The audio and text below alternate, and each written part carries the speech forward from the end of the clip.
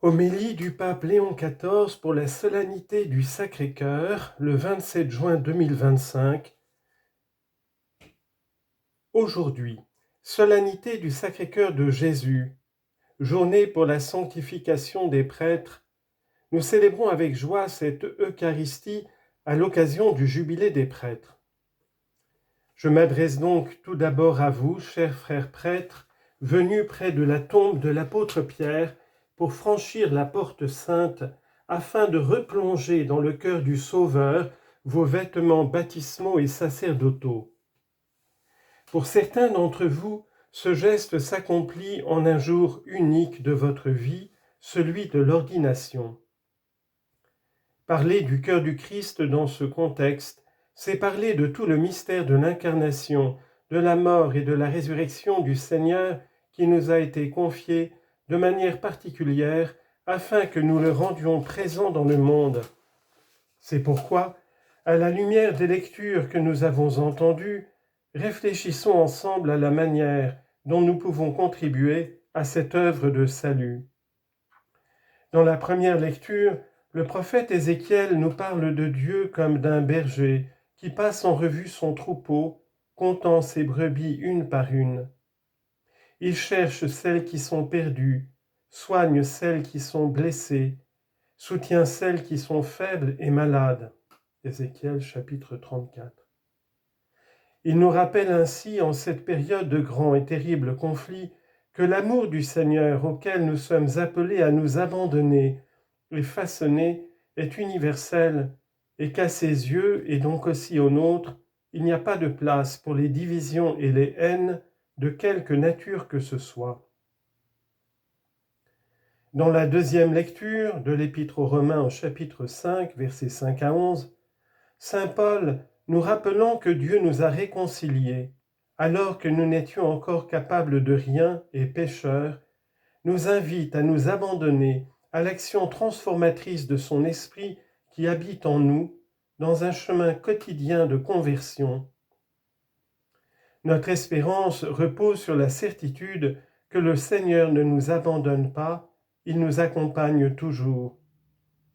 Mais nous sommes appelés à coopérer avec lui, tout d'abord en plaçant au centre de notre existence l'Eucharistie, source et sommet de toute la vie chrétienne. Ensuite, par la réception avec fruit des sacrements, spécialement par la confession sacramentelle fréquente. Et enfin, par la prière, la méditation de la parole et l'exercice de la charité, en conformant toujours davantage notre cœur à celui du Père des miséricordes. Cela nous conduit à l'évangile que nous avons entendu, Luc chapitre 15, versets 3 à 7, où il est question de la joie de Dieu et de tout pasteur qui aime selon son cœur, pour le retour à la bergerie d'une seule de ses brebis. C'est une invitation à vivre la charité pastorale avec le même grand cœur que le Père, en cultivant en nous son désir, que personne ne se perde, Jean 6, 39, mais que tous, à travers nous aussi, connaissent le Christ et aient en lui la vie éternelle, Jean 6, 40. C'est une invitation à nous unir intimement à Jésus, semence de concorde au milieu de nos frères, en chargeant sur nos épaules ceux qui se sont perdus, en accordant le pardon à ceux qui ont fait des erreurs, en allant chercher ceux qui se sont éloignés ou sont restés exclus, en soignant ceux qui souffrent dans leur corps et dans leur esprit, dans un grand échange d'amour qui, jaillissant du côté transpercé du crucifié, enveloppe tous les hommes et remplit le monde. Le pape François écrivait à ce sujet « Un fleuve qui ne s'épuise pas, qui ne passe pas, qui s'offre toujours de nouveau à qui veut aimer, continue de jaillir de la blessure du côté du Christ. Seul son amour rendra possible une nouvelle humanité. » Le ministère sacerdotal est un ministère de sanctification et de réconciliation pour l'unité du corps du Christ. C'est pourquoi le Concile Vatican II demande aux prêtres de faire tout leur possible pour conduire tous à l'unité dans l'amour, en harmonisant les différences, afin que personne ne se sente étranger. Il leur recommande d'être unis à l'évêque et au presbytérium.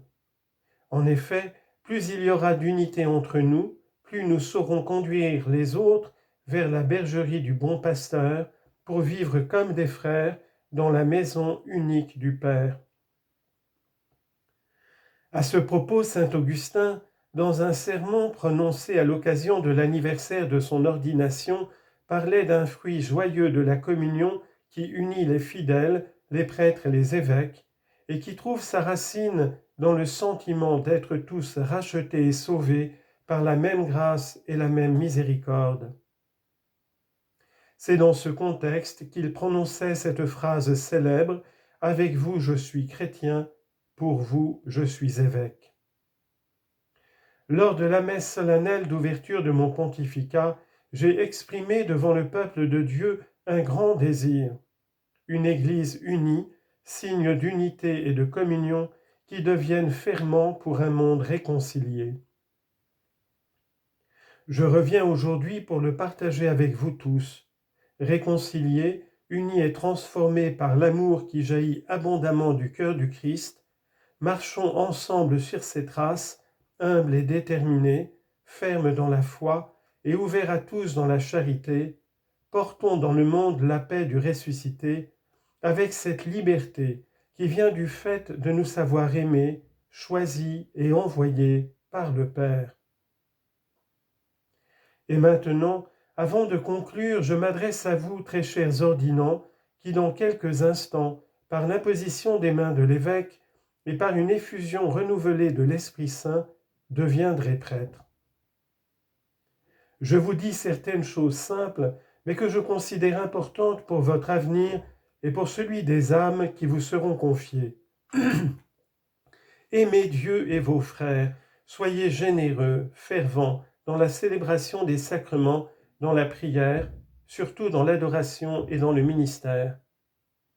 Soyez proches de votre troupeau, donnez votre temps et votre énergie à tous sans vous ménager, sans faire de différence, comme nous l'enseigne le côté transpercé du crucifié et l'exemple des saints.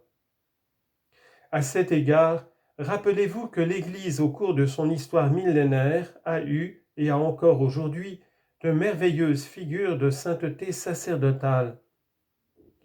Depuis les communautés des origines, elle a engendré et connu parmi ses prêtres des martyrs, des apôtres infatigables, des missionnaires et des champions de la charité.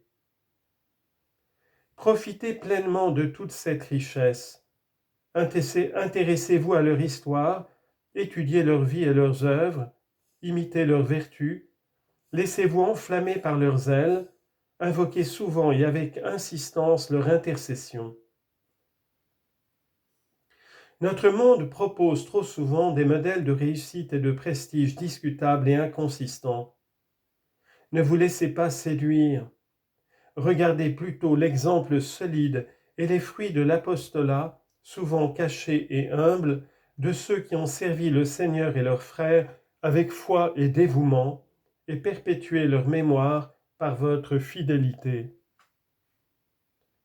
Confions-nous enfin tous à la protection maternelle de la bienheureuse Vierge Marie, mère des prêtres et mère de l'espérance, qu'elle accompagne et soutienne nos pas, afin que chaque jour nous puissions configurer toujours davantage notre cœur à celui du Christ, pasteur suprême et éternel.